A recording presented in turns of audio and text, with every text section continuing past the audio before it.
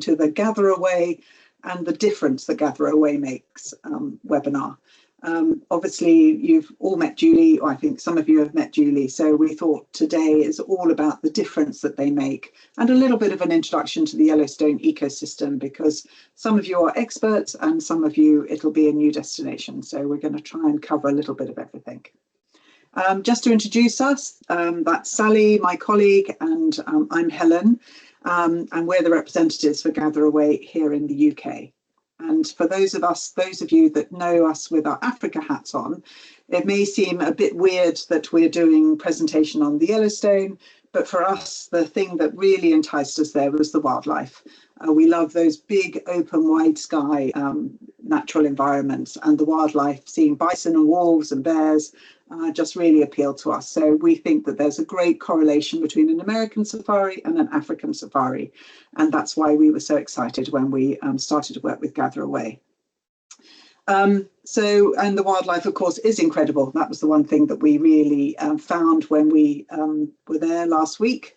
And we'll tell you a little bit more about that in a minute. Just a short note on housekeeping. Please put any questions in the chat. We've got the lovely Lucy, who joined us and is part of the team and has been since January. And she's going to keep an eye on any of the questions, and then we'll have a little Q&A if we have some time at the end. So just to sort of start off, so Sally and I got back just last week and we wanted to share our experiences. Gather Away is just a very small specialist DMC. They're based in Jackson, and all of their expertise is about the Greater Yellowstone area. That's all they can do, that's all they want to do, and they want to retain that element of wildlife specialism and sort of really getting people to understand this amazing ecosystem. So one of the things that I really found interesting was I went to Yellowstone a couple of years ago with my family.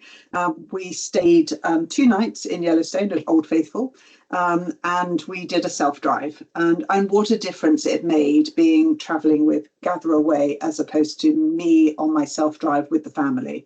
So for one thing, we didn't go off the road at all. So we stayed on the tar road. We only did 1 loop. We had an amazing time, saw the fantastic geysers. We certainly saw bison and elk and anything else that crossed our path, but we did not venture away from the beaten track because obviously we had no bear spray, we didn't have the local knowledge, we didn't have the guiding, and we didn't really know where to go. So really for me, there's a massive difference between a self-drive experience in Yellowstone and an experience with Gather Away and that specialist knowledge that they offer. So I just really wanted to sort of make that to start with, showing you that that's such a difference. There it is. So this is a picture of Julie and Paul.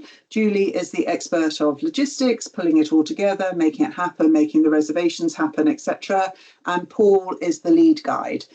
So we spent a lot of time, we spent all our time with both of them out in the field, but particularly Paul, who is a fantastic guide. So Yellowstone is an iconic destination, and we're going to do a quick recap with Sally, who's going to introduce the greater ecosystem of Yellowstone. Yeah, thanks, Helen. Hi, everyone. I just wanted to really start with the Greater Yellowstone ecosystem, which is absolutely enormous. As you can see, it's that sort of pinky brown colour. It's around the size of Scotland. It's 22 million acres, so it is a huge, huge area to explore. Yellowstone was the first national park and is the largest one in America, and it's made up itself of 2.2 million acres, so it's absolutely enormous.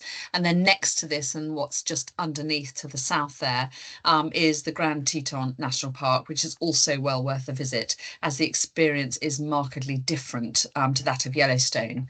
So if you're going all this way, we'd highly recommend that you do both parks, that's for sure. Grand Teton is worth visiting in any season, to be honest. Staying in the town of Jackson, where we were at the bottom there, there's easy access to the National Elk Refuge, where in the winter the elk in their thousands sort of come down to the lower slopes for food and protection. And then, of course, that will be followed by the predators too. There's skiing available as well as snowshoe trekking, and in the warmer sort of summer months, You can float down the Snake River, you can try fly fishing, whitewater rafting, or, you know, just visit the top of the Tetons in the cable car, which is what we did, which was also, you know, really brilliant fun. So when we were there last week, we took this beautiful picture in the Teton Mountains where you can see there's still sort of snow on the ground, and then the greenery and the spring flowers also, are also now in abundance. So it was just stunningly beautiful. The wildlife is pretty prolific. There are bears to be seen, bison, foxes, coyote, bald eagle, which is quite like the African fish eagle, and of course moose.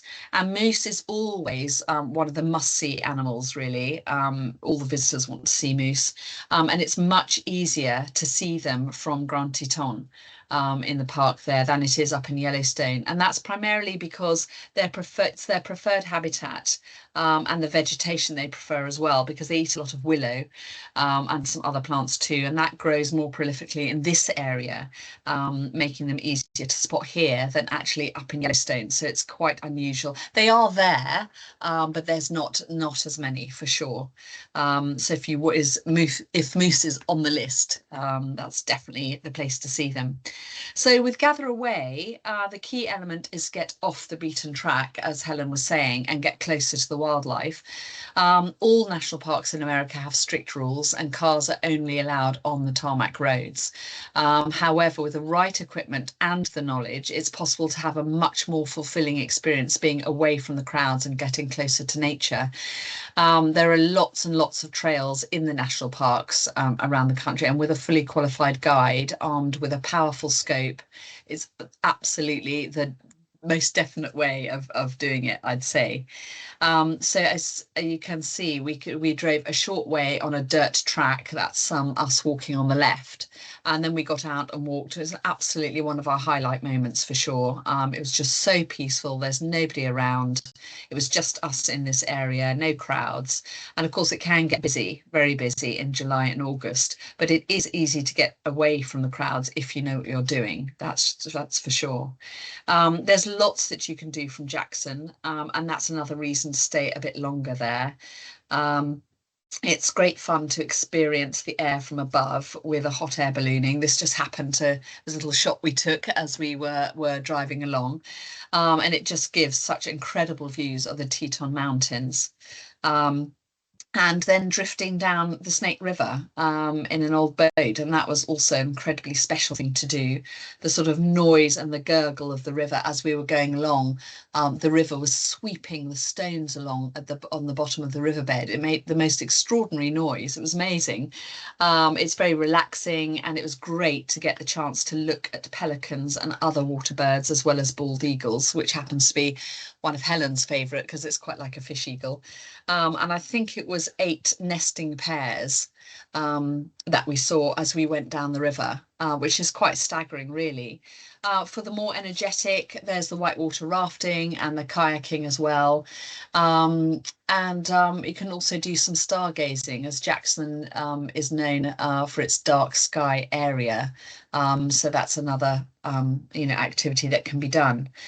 In Jackson itself, we had the chance to explore the town, which definitely has a bit of a Wild West kind of feeling, with people walking around in their cowboy hats and their boots. But it does have excellent hotels, restaurants, and fine dining. The options are better there than anywhere else that we visited. So it's quite a smart town, if you like. Definitely go and watch the rodeo, which was unexpectedly great fun.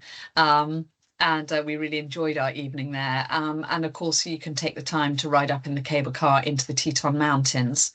The key about staying in Jackson, I think, is that there's plenty to do, as well as wildlife watching and hiking. You can view the wildlife from the Snake River, as I was saying, in either kayaks or a boat, and you can take out mountain bikes and fly fish in the rivers. After a couple of days discovering the Teton Mountains, we then headed up to Yellowstone. And as you can see here, just from our picture, that at that moment, the water was so still, you could get a really clear reflection in the water. And the views are just breathtaking. And everywhere we looked and whichever corner we turned, the views just blew us away. So I think I'll pass you back to Helen because she's going to tell you a bit more about Yellowstone now. Yes, thank you, Sally. I should hasten to add that the majority of these photos are not professional photography. Well, apart from Sally and I are professional, of course, haha. Yeah. But they are taken by us. So, and it just sort of gives you a real feel for what your clients would expect to take and experience. And we thought that was more important than showing some professionally taken photography. So one of the things is about Yellowstone National Park, as Sally mentioned, it's 2.2 million acres and was the first national park to be created back in 1872. So, thank you to the US for creating the first national park.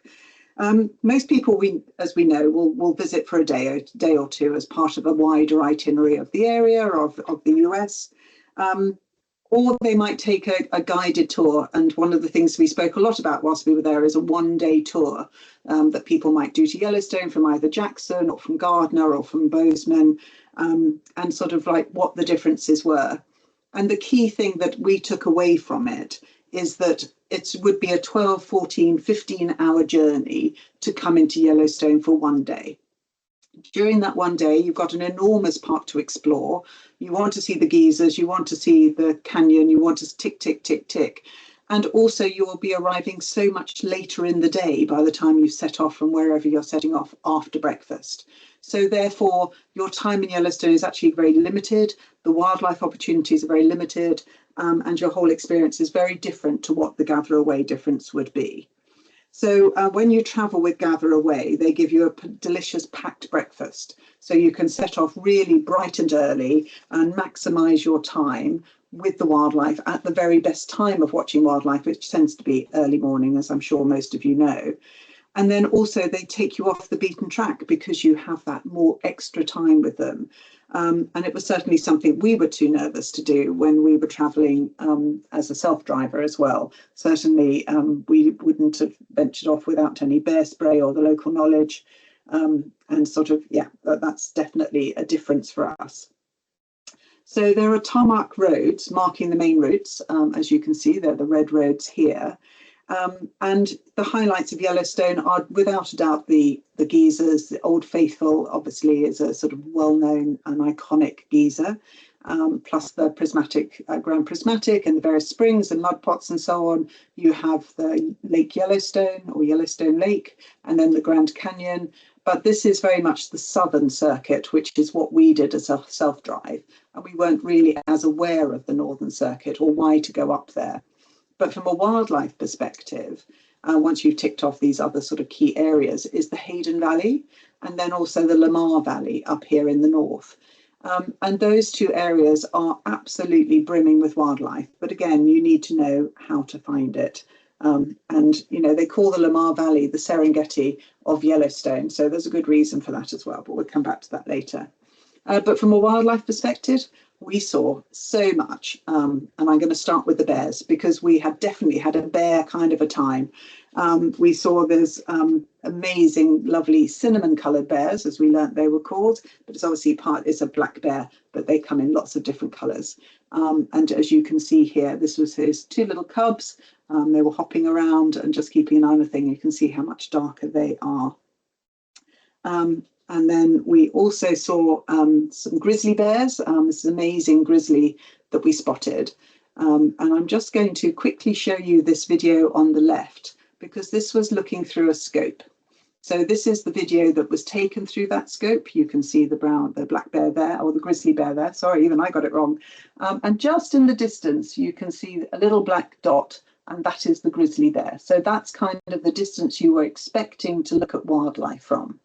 I'm just going to play the video and you can sort of see, I'm going to try and zoom in and you can just see. So that's on an iPhone. That is all that I could pick up, and it went to a very maximum. So that would be about your best view of that grizzly bear right there. But when you're looking through a scope, this is the view that you get. And what a difference that makes. So with Gather Away, everyone is provided with a scope and a pair of binoculars on arrival. So that's part and parcel of what your wildlife experience would be. And that just makes such a difference. It was so funny when we were watching these bears, there was one or two people there and they were saying, oh, look at that black bear. And then Paul said, no, it's actually a grizzly, because you can see from the size of their claws and also the little hump on the back of their neck. And he was very good at gently feeding us that information. When we were watching wildlife, we would tend to be taken to a quieter spot where we had just as good access, but we were away from the crowd. But sometimes, obviously, the wildlife's in a situation where you can't do that, and then you are joined by everybody else. So this next shot, I need to keep going. Sorry, no, doesn't want to keep going. Yeah, of course, you can just be very lucky. We spotted this black bear just as we were leaving the park. It was coming down a small hill and actually crossed the road right in front of us. So you can be lucky too. But we found this was the only bear that we saw in that kind of situation. And the majority of the other bear sightings we saw, and we must have seen maybe 10 or 12 different bear sightings. It was always looking through the scope to see it in any great detail. And often we did that from a little hill or somewhere different, so that we were completely by ourselves, which was very special. So then I wanted to show you a little bit about the Lamar Valley. It's in the northeastern part of the park, so slightly less visited area of Yellowstone. As I mentioned, it's the Serengeti of Yellowstone, and there are plenty of other wildlife there, so bison, pronghorn, and elk. We actually saw a little den of baby coyotes, which was very cute, tumbling around, and great bird life as well. And then there's actually a wolf's den hidden behind these trees. It was up on this hill here. So this is an enormous valley. So it runs for, I don't know, 3 or 4 kilometers, and it's just filled with bison. Definitely felt like those wildebeest that you see in the Serengeti. But behind it, of course, you have the wolves, and we actually did spot wolves behind here as well. So yes, a real treat of an area. And then this was a little video that was actually taken of some wolves trying their luck with this bison, but this mother bison is looking after her calf incredibly well. But again, it just gives you that idea of how much better the wildlife viewing is through a scope. You just wouldn't have been able to see this with the naked eye, apart from a little black dot. And then, of course, there's lots of, endangered species and unusual species that you can see, such as pine marten, the bald eagle, as Sally said, my favourite. I don't think it's just because it looks like the fish eagle. Of course, the fish eagle could look like the bald eagle. And then the great grey owl, which is what Sally's personal favourite was. And she was, we tried really hard to find, but we didn't have any luck this time. And then in terms of the geysers, obviously such an important thing to see. This is a little time lapse of Old Faithful, so named because it is truly, it goes off about every 90 minutes. So of course you can sort of set your clock by it and you can definitely see it, which is always fun though. And then the Grand Canyon, this stretches out both ways and it's stunningly beautiful. You have a huge valley behind and a huge valley in front, and the water thundering through was truly impressive. And we tried to visit all of these areas where then when there were less people around, we were shown in different areas as well. And yes, so in particular, when we were up at Grand Prismatic, Paul took us up on a hill to make sure that we looked down on this, because so you could really sort of pick out all the different colours that were obvious down there. Whereas when you see it from the boardwalk, which you can see all these people are doing, you can't sort of get all those different colours. They're not as obvious. So we took that picture from above, and again, it's just that specialist guide knowledge makes all the difference. And just, so even if you're seeing geysers and not seeing wildlife, it always helps to have a guide. And then just a few other little bits and pieces. Obviously, it's such an interesting area from a geological point of view, and truly beautiful. So in terms of seasons, I'm going to pass you back to Sally. But yes, it's really important to understand and know the seasons. And I think Julie is such an expert on that logistics and knowing when places are open and when they're closed. We picked up a little bit, but here's just an overview for you. Yes, absolutely. Thanks, Helen. Depending on what you want to do and what you want to see, Yellowstone has four markedly different seasons. In spring, the wildlife, obviously, when we went, the wildlife have just given birth to their offspring. So that was really, really special. There were just sort of babies everywhere, and that's an incredible time to visit. May is even better before the crowds really start arriving in their numbers in July and August. But in the summer, all of the activities are open, so that is a good time to visit, but you just need to be aware that you do definitely get the crowds. So it's great to be with Gather Away because they focus on giving you as much of a wilderness experience as possible. In autumn, of course, all the leaves start changing colour. We know about, the US in the fall, and it's just spectacular. And then with the rut in full swing, this provides incredible photographic opportunities as well. The elks also bugle, apparently, so that sounds like it might be quite fun to be there when they're bugling. We loved going in June, but it was starting to get busy, and for both of us, we would absolutely like to go in the winter. You only get 2% of the visitors compared to the summer, so the park is relatively empty, and although certain areas are restricted due to the snow, so you can't visit everywhere in the park, the wildlife viewing is simply fantastic, and of course all the geysers are really sparkling as they're surrounded by snow and what have you. With snow on the bison and everything white. Helen, could you change the photo? Thank you. It just really does make any photos you take really, really stand out. So that's, we obviously didn't take that photograph.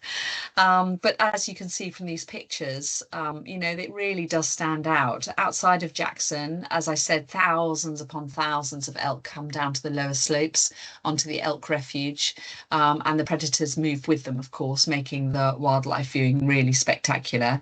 You can go off the trails with snowshoes and pretty much have the interior of Yellowstone to yourself as well. So it's quite fun to do a couple of guided days in the park, and then maybe if you're adding on skiing in Teton or something like that, that can be quite a nice little itinerary. There's a good chance, there is a chance to go dog sledding once it's that time of year and there's enough snow on the ground, and to go on a sleigh ride, which is great, and you can see how close you can get to the wildlife as well. And then you can have some magical dining out experiences too, even in the winter. So, and I think it's important to note that if guests want to travel in winter, but they don't want to buy any additional gear for the colder weather, Gather Away can organise the hiring of the equipment that's needed, from, I don't know, something like, waterproof boots or big thick jackets. And then, that's just packed up and sent after the visit. So you don't have to go to that, additional expense of buying a lot of new kit. And they will send you sort of 2 sizes. So you do get a choice, and then you pick whatever fits best. It's such a special time of year. And interestingly, Paul says that often with the sunshine, it's not as cold in the middle of the day as you'd think it would be. So one for next time, I hope. Okay, so I just wanted to quickly highlight some of the differences. Thank you, Sally, sorry. And, sort of having experienced it firsthand, we really do feel that there are differences between taking a Gather Away experience versus self-drive or a day trip. So Gather Away have 3 exceptional and local naturalist guides, and this really helps to learn more about the area, take you off the beaten track, and get your best experience from the region. The service is excellent, the attention to detail superb, the quality of the gear and the equipment, as well as curated dining experiences, it all adds up to sort of making this area really exceptional.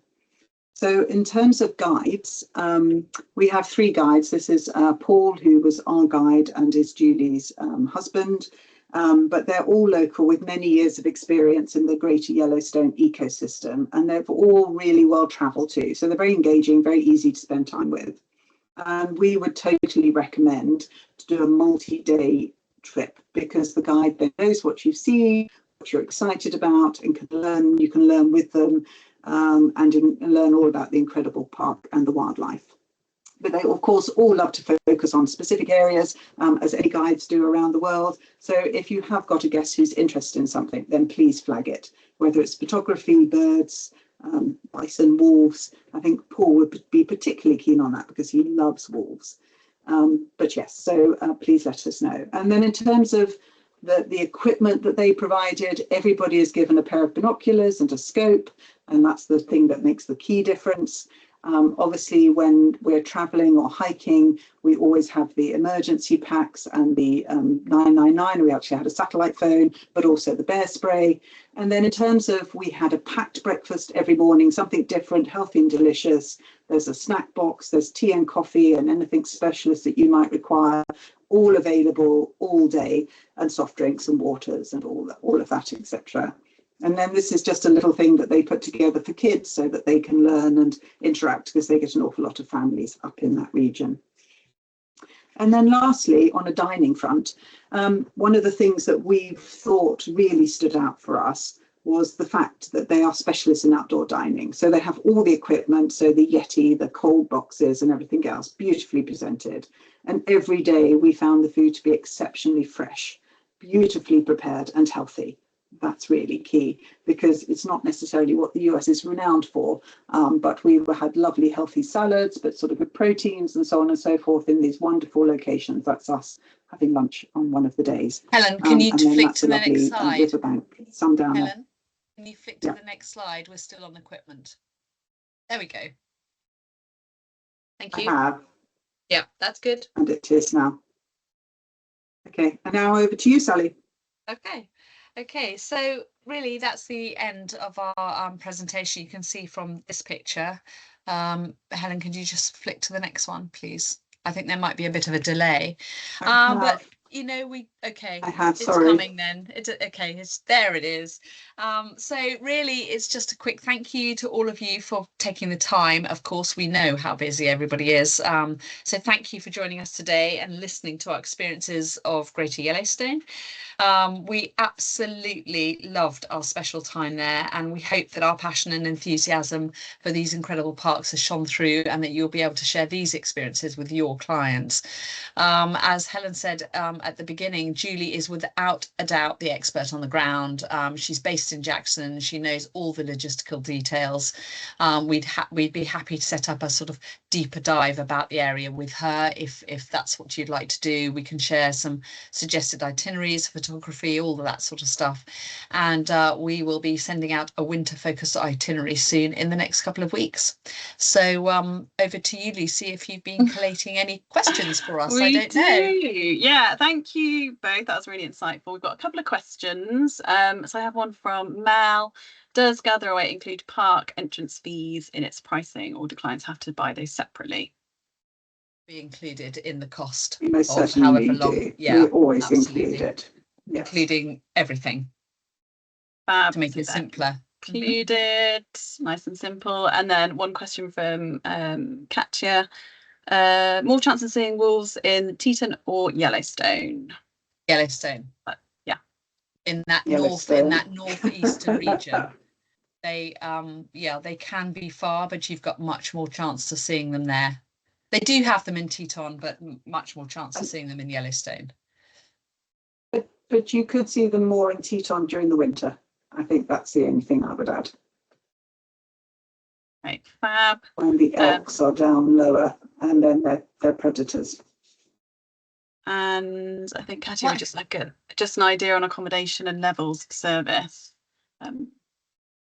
as well. But so Jackson definitely is the place with the top level. And lots of different places, and we can chat individually about that, but places like the Rusty Parrot and and yes, there's several options in Jackson. When you're staying in the park, it's definitely trickier. Lake Victoria, sorry, in Africa, Lake Yellowstone hotel was probably the best of the options. But it is national park, and therefore it's limited. And then Gardner was certainly very limited, but you can stay a little bit further out if you needed to. All I would say is that I didn't see that question; it just popped up. All I would say is it's definitely worth a night or two in Yellowstone.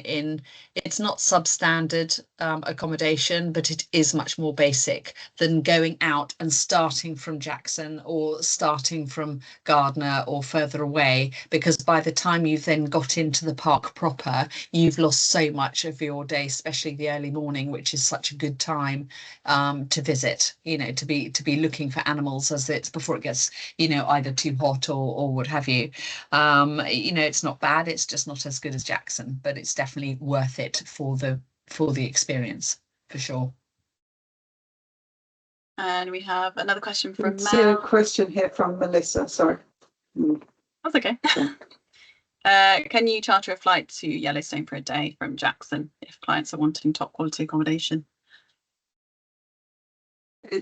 You can. Well, actually, what you can do is you can fly over it, but there's nowhere to stop. So, when we spoke about that, you can go from Jackson and maybe stay at somewhere like Sage, which is just north of Gardner, below Bozeman, and that would be your thing, and then fly over the park. But in order to really experience the park and have that wildlife experience, you know, we would recommend that people are told what the situation is, and the accommodation is absolutely fine, but it's worth spending at least one night doing that. And then you get that early morning experience in the park, which, you know, is without a doubt phenomenal, and you will miss it by coming in any other way. But anyway, we can chat a bit more if you like about that now, because we know it's a tricky one. Okay, yes, I just saw one more. Are there any glamping options at all to take you away from the crowds of these larger hotels in Yellowstone? Sadly not. There are campsites. Not in the parks at all. Yes, but no glamping. Sorry, Katia. You know, it's really a case of staying outside. So your best bet, if glamping or your best, if people really want the best hotels, is to stay in Jackson, without a doubt. Yeah. And, you know, explore the Tetons and do what you can. But it really depends on what their most important thing is. Is it to see the wildlife, or is it to stay in the hotel? And that's a really tricky one. You're welcome, Mel. Great. I think we've run out of time. So thank you to everybody. One more. Thanks, Sally. Thank you. Thank you to everybody. Thank you for your time. Really appreciate it.